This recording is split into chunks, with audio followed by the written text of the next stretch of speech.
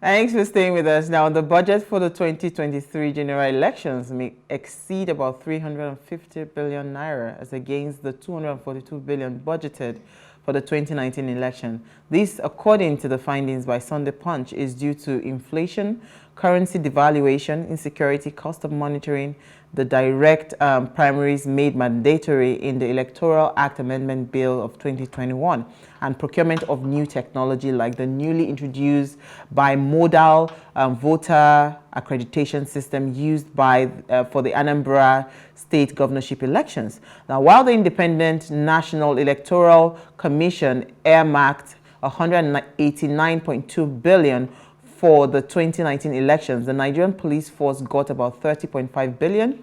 The Office of the National Security Advisor, 4.2 billion. The Department of State Service, 12.2 billion. The Nigerian Security and Civil Defense Corps got 3.5 billion. And the Nigerian Immigration Service received 2.6 billion. This brought the total budget to 242.2 billion. So why is money a major part of our electoral process? And can we actually run credible elections on a very low budget in Nigeria? Please let us hear what you have to say. Remember, you can join the conversation. Send us an SMS or WhatsApp. There's a 081-803-84663. Why am I laughing? Is it possible to run an election? It's not possible. It's totally not possible. But you see, go ahead. No, you can go ahead. No, go ahead. No, bottom line is this, that we know that politics and money, they go hand in hand in Nigeria. In fact, the moment it's not in Nigeria, actually. Yes, like you said, Politics Barack global, Obama yes. said is the same thing in America as well. But I think it is more visible or transparent in America or European countries in comparison to what is currently going on in Nigeria. In Nigeria, we just hear that, this one sponsored this one sponsored this, but nobody actually can say, okay, we can actually pick on the people that actually sponsored anyone. So it is crucial that we make it more transparent, if it's possible, in Nigeria for people to be able to, participate. How about you, Elsie? I don't know. How about me in what regard? No, do you think it's possible to lower the cost? Question. Yeah. In this country, no. It's not now. Maybe in 30 years to come. 30? Yeah, I mean, more like 50. So I don't know, because the story I took, right, is about how much you have to spend to just get a nomination form. Not that you are sure of being the governor, right? Being the candidate. Oh, yeah, rather being the flagship, whatever they call it. So you are still going to go through a process, and we know, even if they are not going to come out to agree publicly, that even in that primary campaign, a lot of monies are being spent, exchanged hands. not just internally, but in the media as well, because the candidates want to position themselves to the party to say, I have the strongest hold in the media, I have the people by my side, so I am the best fit for you to choose. I as have your strong visibility. So a lot of spending starts from Absolutely. maybe not now, even before now. That's what I'm saying. You can't even calculate it. You cannot say this is the amount they spend because it is not clear. You don't know who is funding. For America, yes, I know that nowhere is without corruption, right? But there is a level of transparency. Openness, so you can actually see the books. You know, I was at a meeting today. The person is trying to go into politics, full-time politics, and trust me, we've not even started. We're already spending money. But let me bring in our guest. Ikemesit Effiong is no stranger to the house. He's a legal practitioner, geopolitical analyst, research consultant, and communication professional, and public affairs commentator. He's currently the head of research at SBM Intelligence, an Africa-based risk consultancy and Nigeria's foremost geopolitical intelligence firm based in Lagos, where he manages a diverse research team that spans all of Nigeria's 36 states, as well as Ghana, Cote d'Ivoire, Cameroon, and South Africa. And he's joined us live via Zoom. Hi, Ikemesit, my friend. Hi, hi. Elsie, Hi. good evening. So you narrowly missed coming into the studio. You always reach out to me when I happen not to be in town. It's not my fault. No vex. But thank you for joining us. Anyhow, we still love your presence. So Ikemesit, you heard our banter on this conversation around the cost of elections in Nigeria. And the truth is, in terms of elections, the cost of elections is not solely unique to Nigeria, that high cost of election, even abroad. But what they do, the difference between us and those abroad or those in more developed climes, is that, first of all, like Elsie had rightly mentioned, there's some level of transparency where people actually are able to see the books, to know every kobo, to trace every kobo that was spent, then know how the source of the fund even came in the first place. Not like one godfather is sitting down somewhere and sponsoring. Right? They can trace both the source and the expenditure of those funds. But in Nigeria, it's different. You know, elections are crazily expensive in Nigeria. And when I saw this report by Punch talking about, you know, now that they are moving into direct primaries and how it's even going to further increase the cost of elections in Nigeria, I'm wondering when will it be possible for us to elect the right candidates? Because now what it means is the battle of who is the richest that gets the seat. Money. And that is really alarming and scary for us. So help me break it down. Is it possible to lower the cost of elections in Nigeria? Short answer is highly unlikely. The current system, as it is set up, incentivizes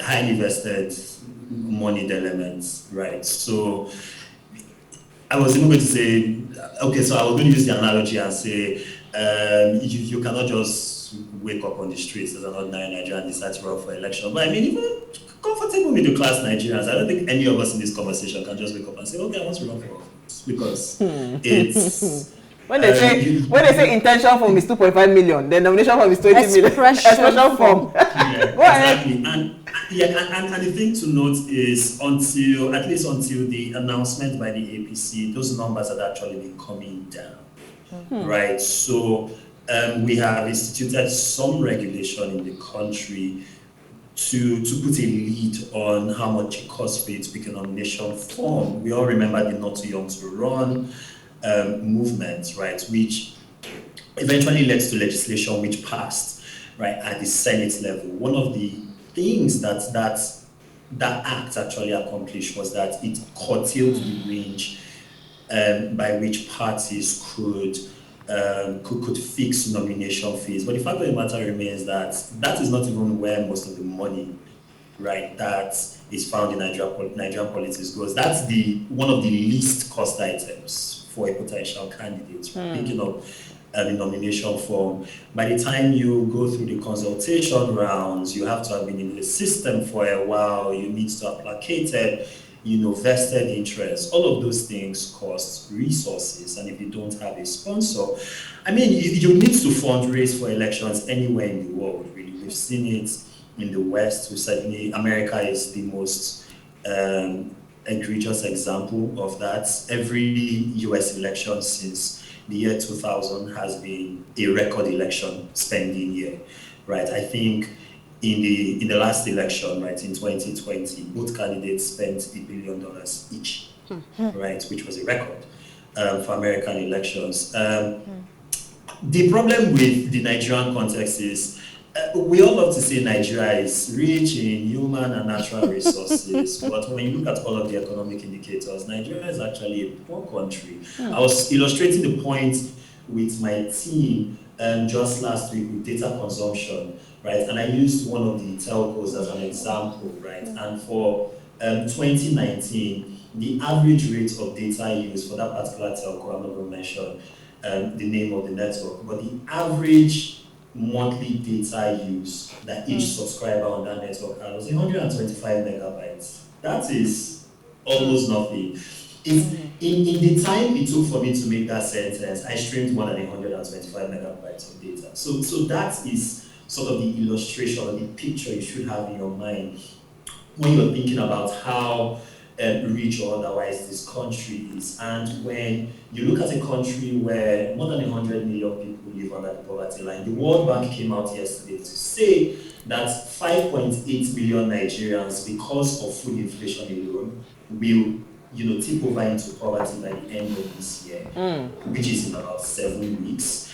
And we are looking at the sector of 2022. Governance won't really happen in this country again. Everybody's looking towards 2023. The four of us are having a conversation about 2023 at the end of 2021, just to illustrate the point. And for many Nigerians who are struggling to fill gas, put food on their table, pay transport to work, you look at the billions and billions of naira which the government is earmarking to actually run the election which you need, and the billions of naira which all the candidates will shell out in order to please all of the interests that they need to please in order to stand a chance of getting into office. And it's annoying. you can understand why the frustration and the anger, right, is out there on the streets. And you can understand why there's a lot of disaffection in the political and with politicians of the political system. The Anambra election just last Saturday recorded a voter turnout of just 10%, 10.1% to be precise. And so those are some of the kind of things that feed into why this is a problem and why we should tackle it. But unfortunately, there are no easy answers. If I may step in, you've actually broken it down, and what actually resonated with me is the context of the electorate. So what's the role of the electorate in curbing or reducing the amount being spent in election? Okay, so I'll give you the theory, and then I'll just set up the Nigerian context. And I'm looking fearfully as well because she's complained to me that I give long answers, but I'll try and shorten this. So generally, what electorates should do in a democratic setup is that they should make it politically costly for politicians and political operators to behave in ways that privilege their own interest over the interest of the country, or the interest of the general public, or the interest of the average Nigerian, to use that cliche. The problem is that in most democratic settings, the electorate has to be of a certain economic standing for them to be able to do that. What you find in Nigeria is that the vast majority of the electorate is just poor, a rounding error in larger political terms. And one of the fundamental things about people who are struggling to just survive is that they are struggling to survive. So surviving becomes the priority over every other thing. The health of the democracy doesn't really matter to the average man if they feel that said democracy is not providing for them. So it's a chicken and egg situation where the question then becomes which should come first. The theoretical argument to make is people should make those demands anyway. They should show up for ward meetings. They should register in political parties. They should go out and vote actively. But in a situation where it's expensive for you to get to a polling unit, you could lose your life in the process of casting a ballot. The candidate choice, right, from which you are to pick from, right, is underwhelming. People just shut down, really. That really is, and that really is where Nigeria is, right?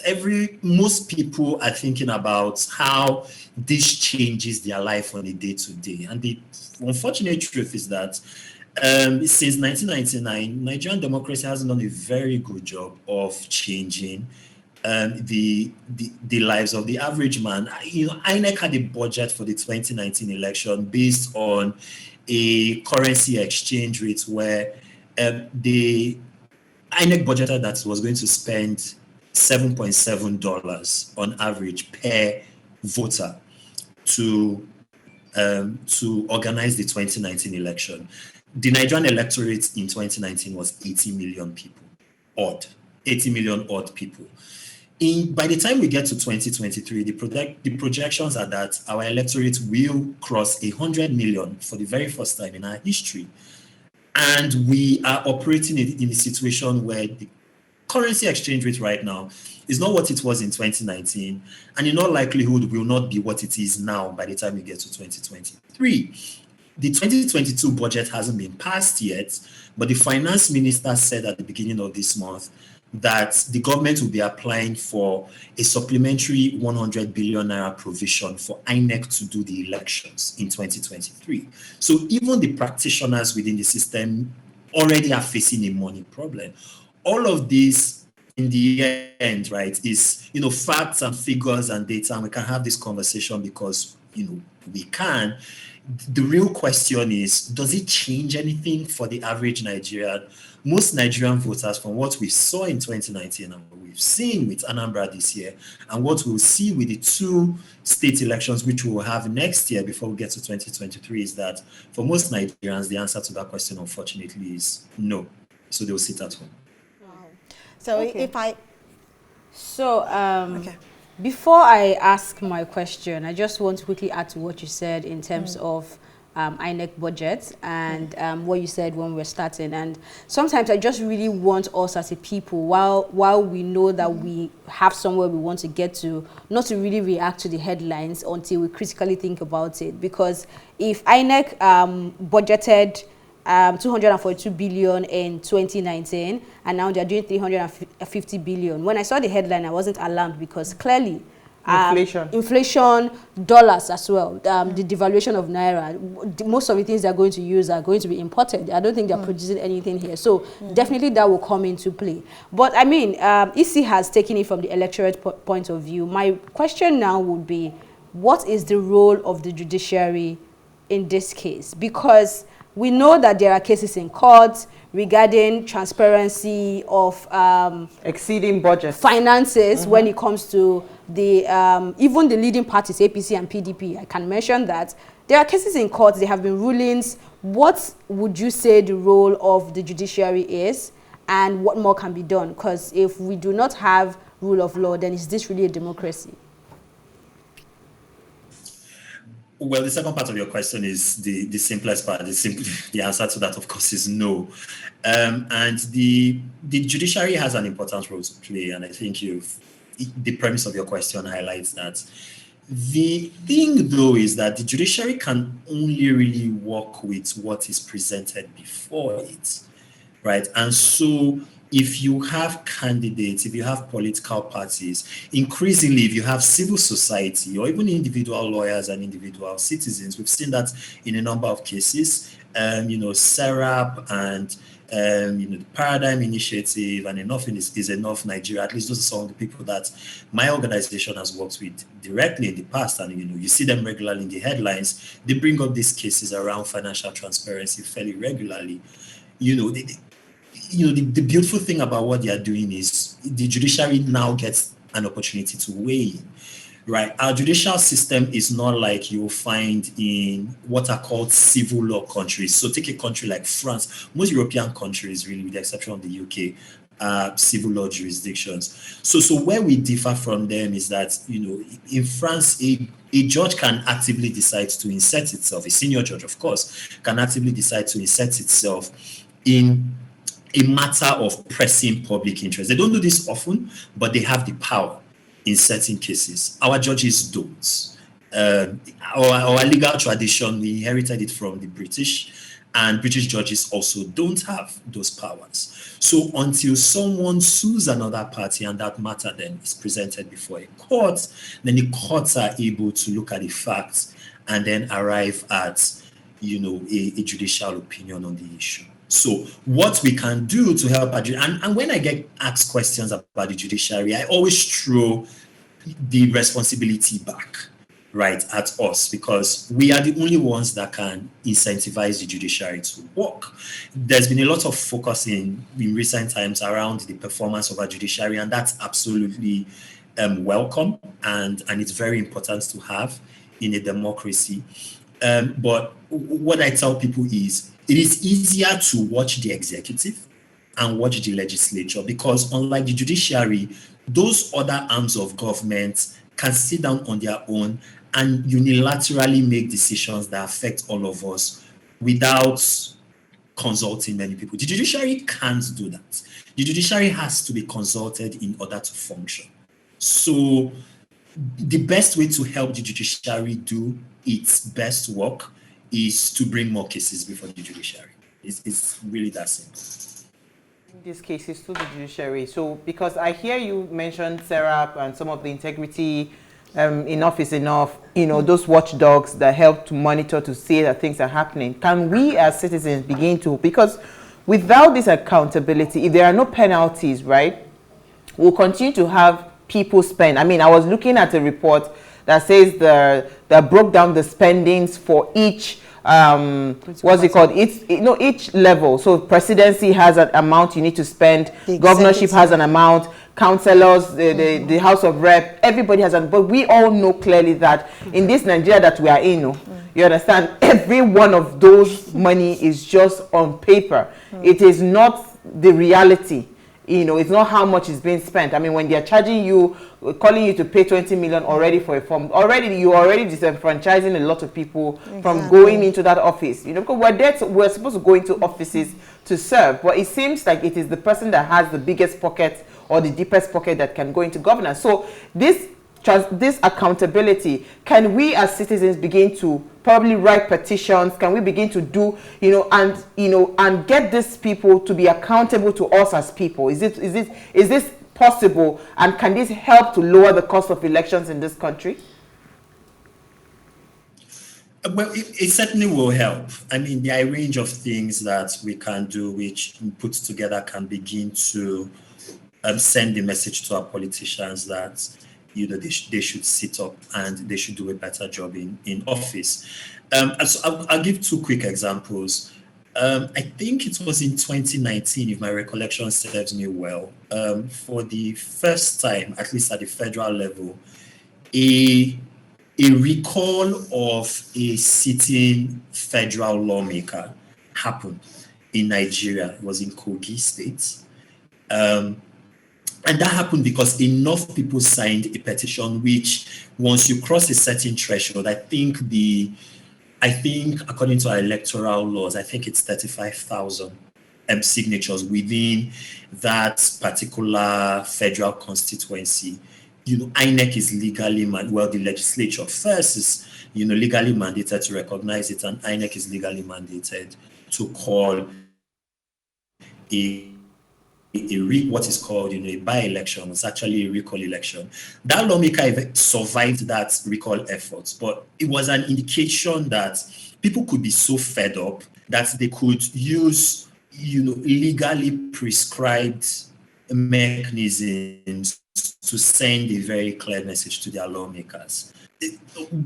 Where I have a bit of an issue is that it has only happened once since 1999, and it has not happened since 2019, right? So that's where the concern is, and you would hope that we would begin to use our laws and use all of these avenues that exist under the law to be able to begin to challenge the law. The problem oftentimes is that, again, these things are fairly expensive to run, right? Someone has to organize the campaign. Someone has to do, the on-the-ground outreach. There will have to be radio and newspaper adverts. In some cases, there might have to be television adverts in order to, to create that awareness before you can get to that point. And that is where, again, money sort of shields the present ruling elites, right? Because when you have access to resources, there are lots of things you can do,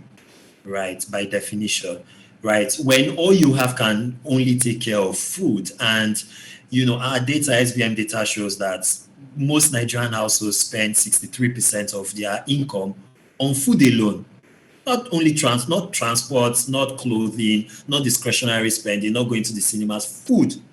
A full 2/3, right, of household spending in this country is spent on food. So when you've taken care of food and you have to take care of what you need to go to work to earn money to put food on the table and school fees and all of those things, where do you have the time or the resources to think about, electoral accountability? So, part of the solution also lies in economic empowerment, But again, it's that chicken and egg situation, because the people who should put our economy in the best possible place, which would then encourage people to be more active Democrats, are the same people who are deriving the benefits from many people not having access to resources, right? So, and that really is the story of governance in Nigeria. That's why it really hasn't worked, because our current setup is working for the people who are currently in power, unfortunately.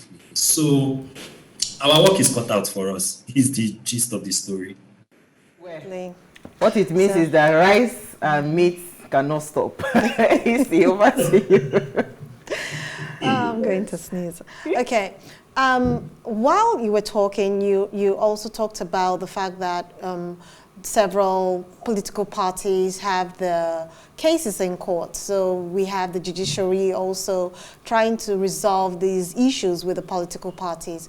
What about the multi-party system we run in Nigeria? Do you think it contributes to the cost of election in Nigeria?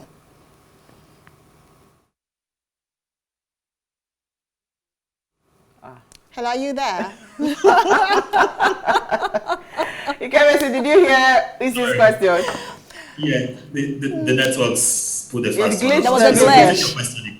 Okay, what I said earlier was that we have issues. You mentioned that we have the political parties, the APC and the PDPs, with having issues in the judiciary, and they had to, submit whatever they had with their ruckus or whatever is going on between them. They had to tell the judiciary to resolve it for them. And in the course of this, we have the multi-party system in Nigeria, which is quite crucial and essential to driving the electorate and the amount to pay in, what was it called? The high cost of election in Nigeria. Why didn't you help me?